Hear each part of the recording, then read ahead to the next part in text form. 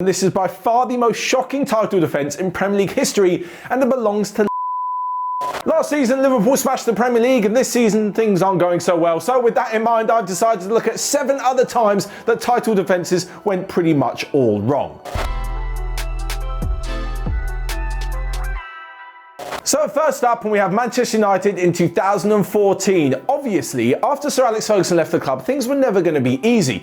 He departed with Van Persie scoring a hat-trick and Alex Ferguson capping off a fantastic career at Manchester United with yet another Premier League title. In came David Moyes and everything pretty much went to absolute shit. The following season, Manchester United recorded their lowest total of points ever in the Premier League, their least amount of wins, their most amount of losses, and to top it all off, David Moyes was fired less than a year into his 6-year contract.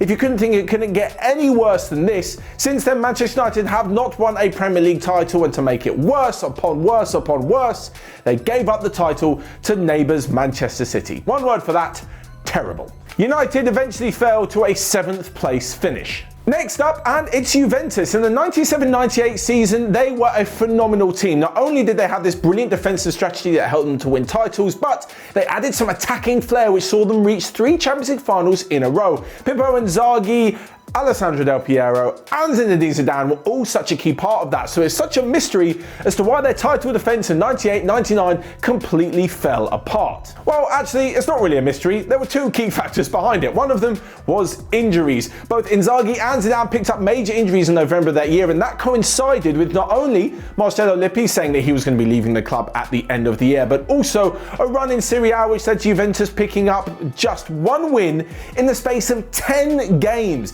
That's absolutely unheard of. By February of that following season, Marcello Lippi had been sacked by the club, and the new manager came in and managed to get them to the Champions League semi-final, but the league did not go so well and they ended up in 7th. But before we get on to number 5, just a quick shout out for you guys. If you like this story, kind of historical football stuff, let me know in the comment section below and leave a like so we know to produce more of it for you guys. Moving on though, and we go to Liga, where there was honestly this bizarre period where it seems like nobody could get their act together and win more than 1 title in a row. When Lyon was so successful in the early 2000s, and now we know of the PSG dominance, there was this small gap where 4 teams won it in 4 years. There was Bordeaux, followed by Marseille, followed by Lille, and then in 2011-12, Montpellier managed to bring home the Ligue 1 title. The following season though, they did not do so well. There were 2 key reasons as to why they won the title. They had Yang Mbeumo in defence, keeping things solid, and Olivier Giroud banging in the goals up front, and he finished top goal scorer. The following season though, Mbeumo went to Newcastle, and Olivier Giroud of course was sold to Arsenal. So it pretty much stands to reason that their defence wasn't as good, and neither was their attack. As you can probably tell, they scored less, they conceded more, their goal difference went from +34 to +3, and they dropped all the way down to 9th in the table the following season. Honestly, it was a bit of a surprise package. You wouldn't expect them to keep things up, but certainly a better performance from the champions was required. Number 4, and back in 2009, Wolfsburg were lifting their first ever Bundesliga title. They had an insane attacking force. Masimovic chipped in with 20 assists as Grafite and Dzeko up front both put together some stunning performances which saw them score 54 goals between them. In fact, Grafite was the 28-goal man, and he was the Bundesliga top goal scorer. So weirdly enough, why on earth did this team completely fall apart? Well, it turns out the team didn't fall apart, they just fell apart without the manager. Felix Magath was the guy who took them to the title. However, halfway during the season in February, he already agreed to leave the club and move to Schalke the following season as the head coach and director of football. So he left. The replacement Armin Veh came in, and by January he was also sacked. They had a terrible time of it despite the fact that Edin Dzeko was still on top form, banging in the goals. This was all because there was a shocking 10-game run without a win. Wolfsburg couldn't quite get themselves back to the top of the table, and eventually they had to settle for a mid-table finish and a pretty poor title defence at that. Before we move on to the top 3, I thought I'd throw in an honourable mention, and basically the reason it's not an actual number on this list is because I couldn't find out much information about it. What we do know though is that in 1937 Manchester City won the title, and in 1938 Manchester City were relegated in 21st position in the Old English First Division. I've no idea how it happened. They obviously just didn't win as many football matches, but that is the capitulation of all capitulations. Into number 3 then, and in 2014-15, Jose Mourinho had Chelsea's team flying high. They brought home yet another Premier League title, but things weren't to go so well the following season. Usually when you've won a title, you had a few good players and things looking pretty rosy and you think the next season you're going to be able to start that title defence. Not for Jose and his Chelsea side. The first 12 games of the Premier League season saw him lose 7 times, and eventually, for the second time at Stamford Bridge, the Portuguese manager was sacked. With reports that he'd apparently lost the dressing room, Gus Hiddink was called in to try and save the situation, and he did nothing of the sort. By the end of the season, Chelsea finished 10th. No offence to Stoke and West Ham, but they managed to finish above them in the table, and it of course was the season that Leicester City did the unthinkable and managed to take home the Premier League title for themselves. And funnily enough, that leads us on to number 2, and it's Leicester City.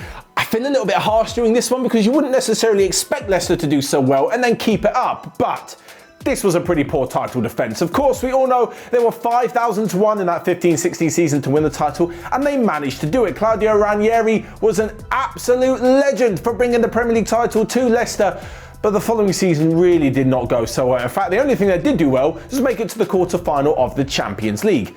Absolutely astonishing. League form, however, took a massive turn. In fact, their first game as defending champions, they lost to newly promoted Hull. Over the summer, they lost N'Golo Kante to Chelsea. There were rumours that Jamie Vardy and Riyad Mahrez both had their heads turned. In fact, Mahrez would leave the following summer to Manchester City, and well, it all kind of looked downhill from there. After 5 losses in a row, the Leicester board decided to be out with Claudio Ranieri, and apparently some sort of mutiny led them to promoting Craig Shakespeare from assistant manager. This one I didn't quite understand, and it feels like a stab in the back to Ranieri. Anyway, like I mentioned, Shakespeare did lead them to the quarterfinals of the Champions League, but in the league, things were going pretty poorly. They ended up finishing 12th. And honestly, it's definitely a season to remember, as they actually, not only were they 12th, they finished 49 points behind league winners Chelsea, who obviously went from the top to that shocking season and then managed to retain the Premier League title. Next up then, and we finally come to number 1, and this is by far the most shocking title defence in Premier League history, and it belongs to Leeds United. Technically, this is kind of a half Premier League title defence because it's in the first ever season of the Premier League. I wasn't even alive back then, well, halfway through the season I was, and it's back in 1992-93. Leeds were First Division champions. They'd won it 4 points ahead of Manchester United in the last ever First Division. The newly crowned Premier League came around and Leeds United completely faltered. That season they lost Eric Cantona to United in November. He went on to go and lift the crown with Sir Alex Ferguson's men, and Leeds, they failed to win an away game all season. Like, there's relegated teams who do that now and they still manage to win at least one away game. Yeah, Leeds didn't win an away game all season. They had some good home form to rely on and they managed to finish 17th, just 2 points above relegation. That could have been a modern day Manchester City if they'd managed to go down.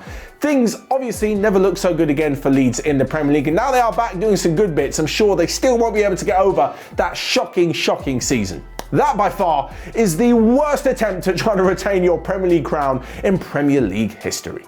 So there you are, there are 7 of the worst title defences in history, but do you guys know about some others? Let me know in the comment section below, along with which one you think was the worst.